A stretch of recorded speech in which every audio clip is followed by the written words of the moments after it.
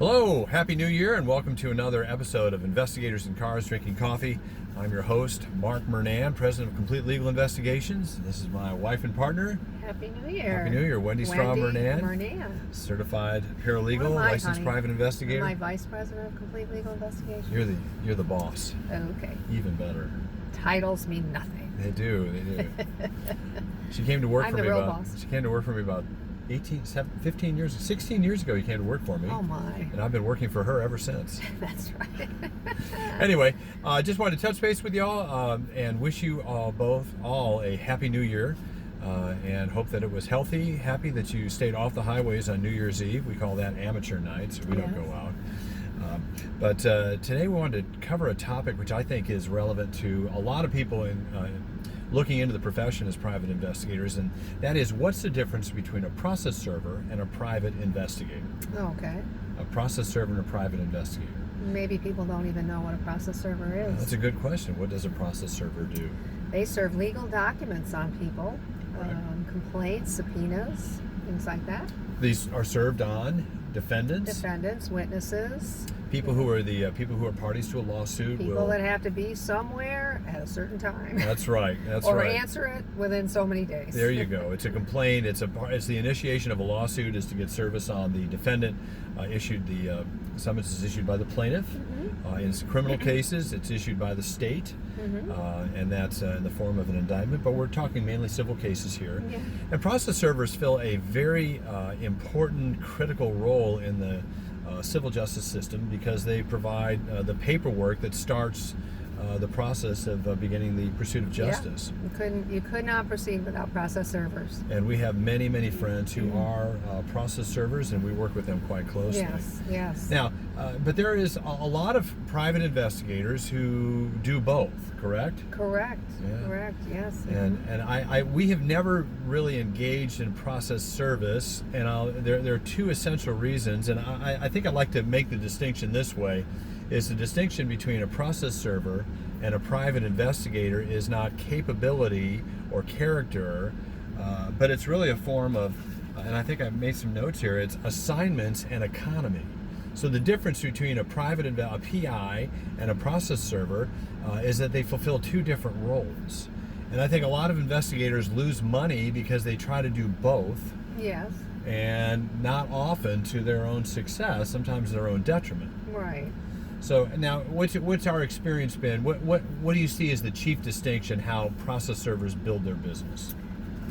Well, process servers work on volume. They get stacks of papers to serve on hundreds of witnesses that all have distinct short deadlines, and they got to get them served. They got to get them served, and when do they have to get them served? Like pronto. Muy pronto, right? Yeah, right now. Yeah. I mean, these people are set for deposition, or they've got to be in court, or they have to answer a lawsuit within 20 days, and so they're under tight deadlines. The clock is always ticking. Yes, it's always ticking for them. And for investigators, it's a slightly different. And now, how do process servers get paid?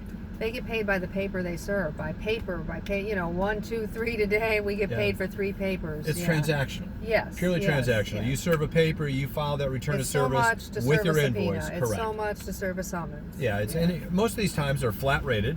And so process servers who are successful at what they do really don't have time to conduct in-depth investigations, do they? They really don't, no.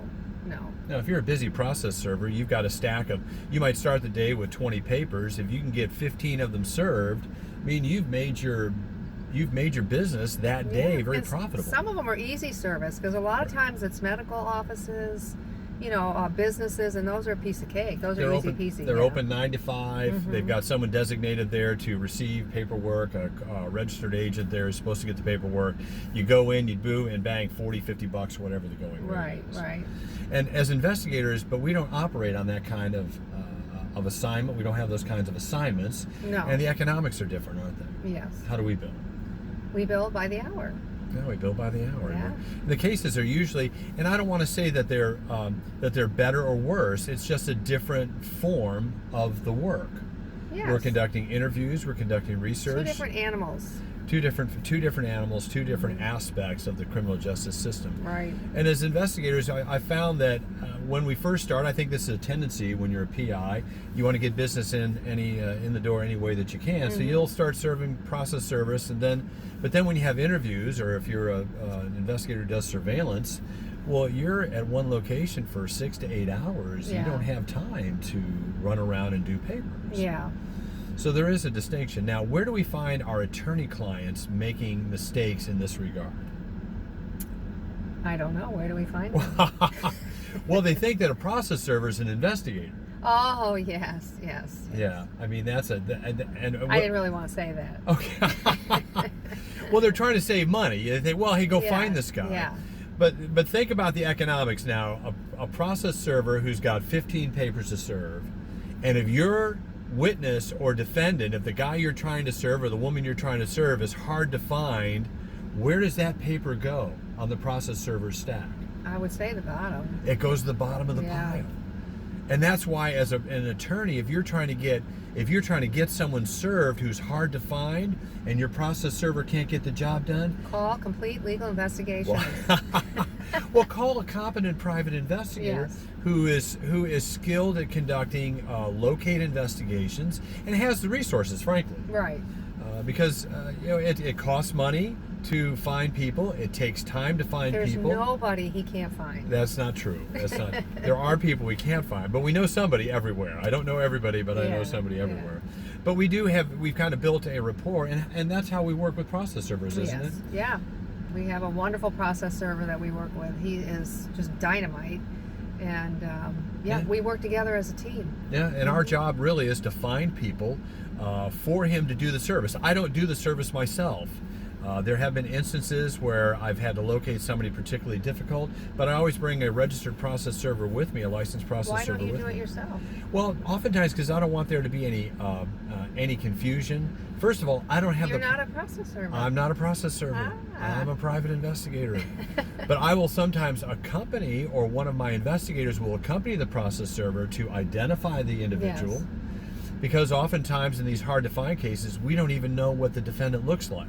The process server doesn't. Right. So generally, when we work with a process server, we'll provide the server, the attorney, and the server with a description, sometimes a photograph from social media, a vehicle description with the license plate and what the vehicle looks like. So if they're in front of the house, there's the person's car. Yeah. So these are all ways that process servers and private investigators can work together without stepping on each other's toes. But frankly, I think we've kind of avoided it because we make our money differently. Well, I don't want to be out on the street all day.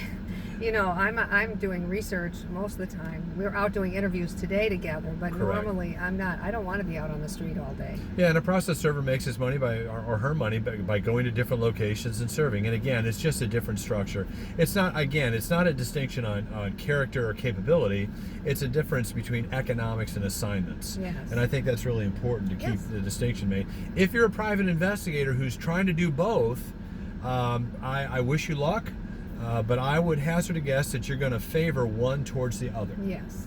And if you're a process server who wants to do investigations, well, realistically, is that profitable for you if you're making most of your money on volume with lots of papers? Because you're going to have to devote your time to one or the other, and very few can do both successfully. Yeah, and we don't want to be a jack of all trades. No.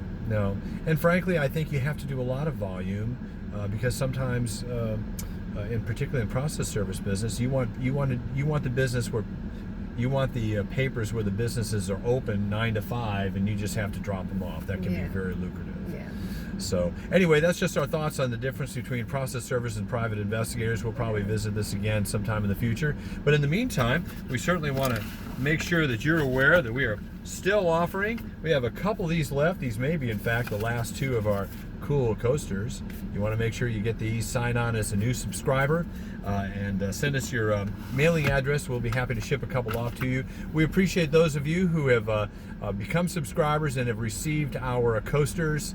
Thank you for posting it on social media. We're very, very grateful to you, and we will see you again next time. If you like what you see, hit the subscribe button, of course, and we'll see you next time here on Investigators in Cars Drinking Coffee. Make it a great afternoon. Happy New Year. Happy 2020. Happy 2020. It's here.